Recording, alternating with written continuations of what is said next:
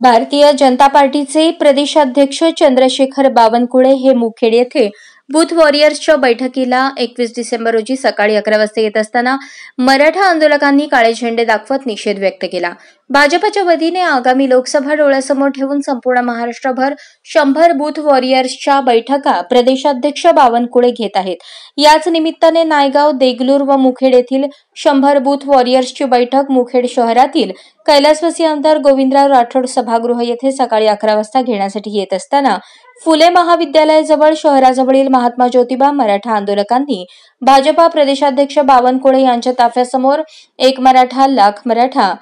आरक्षण आमच्या हक्काचे नाही कुणाच्या बापाचे अशा घोषणा देत काळे झेंडे दाखवले व मराठा आरक्षण देत नसल्याने सरकारचा निषेध व्यक्त केला। यावेळी पोलीस निरीक्षक रमेश वाघ व त्यांच्या पोलीस कर्मचाऱ्यांनी राजमुद्रा ग्रुपचे अध्यक्ष सचिन पाटील इंगोले, शिवप्रसाद पाटील तेलंग, बालाजी पाटील वडजे, छावाचे गिरीधर पाटील केरूरकर, योगेश पाटील जाधव या आंदोलकांना ताब्यात घेतले आहे।